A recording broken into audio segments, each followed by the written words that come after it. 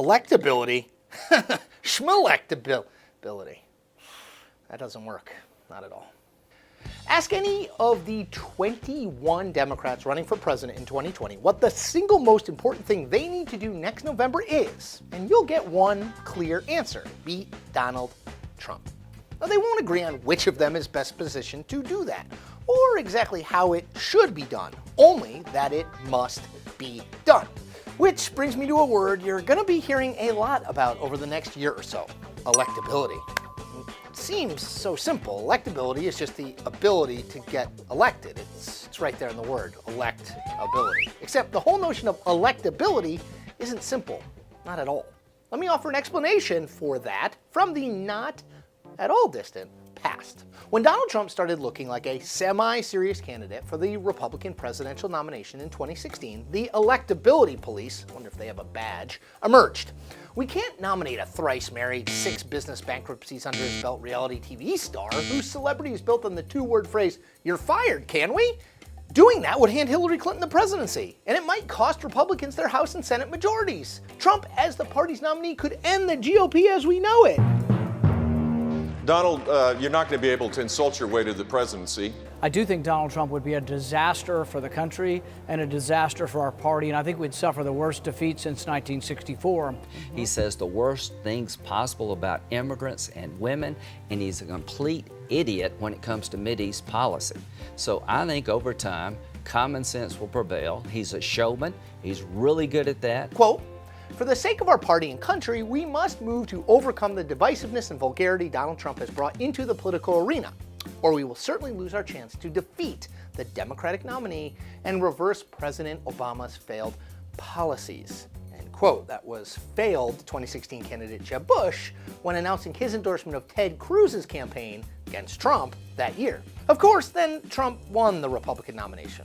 Then he won the presidency, and Republicans held their majorities in the House and the Senate, which would seem to suggest that Trump had plenty of electability. I thank you very much. That brings me to the current debate within the Democratic Party about which candidate is best positioned to beat, you guessed it, Donald Trump in November 2020, and whether that question should even matter when picking a candidate. Now, voters say it does. In a recent Monmouth University poll, 56% said they would prefer a candidate with a good chance of beating Trump even if they disagreed with that candidate on most issues. Just 33% said they wanted someone who agreed with them on most policies even if that candidate wasn't running as strong against Trump. And Joe Biden, the former vice president and the 2020 frontrunner for the Democratic nomination, has built his entire candidacy on the idea that A, beating Trump is all that matters, and B, he is the candidate best positioned to do it. As the Washington Post's Eugene Robinson wrote recently of Biden, quote, "Joe Biden begins his presidential campaign with a lead over the crowded Democratic field and a simple message the nation can immediately grasp.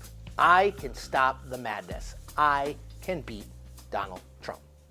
Biden's claim is based, generally speaking, on his long background in politics. He was first elected to the Senate in the 1970s, spent 8 years in the 2000s alongside Barack Obama in the White House, and combined with his record of working with Republicans and Democrats to find solutions for the problems facing the country. The way you beat the ultimate outsider, Donald Trump, is with the ultimate insider, goes the Biden argument. Americans tried something radically different in 2016, and they don't like what they got. Biden represents a return to normalcy. He knows how to do this. He's done it all before. There's a problem with that logic, of course. It relies on a whole lot of assumptions. Let me list just a few. Number one, voters want someone with a long record in politics to replace Trump. Number two, the best choice to replace a septuagenarian white male president is a septuagenarian white male former vice president. 3, voters want someone with a record in Congress of working across the political aisle. Truth be told, there isn't much actual proof that Biden would be the strongest general election challenger to Trump anyway. In fact, in a CNN poll released in April, former Texas Congressman Beto O'Rourke had the biggest lead, 10 points, over Trump in a series of hypothetical 2020 matchups.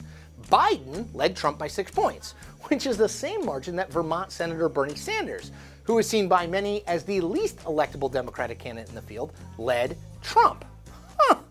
Now, it's of course possible that Biden would actually be the strongest nominee against Trump.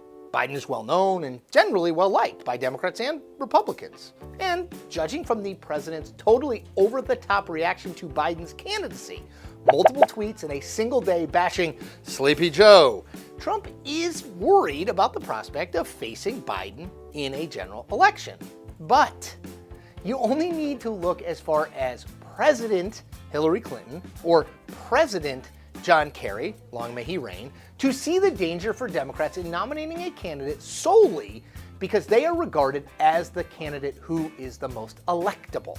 Because electability is in the eye of the beholder, there's just no way to objectively measure what candidate has it and which don't.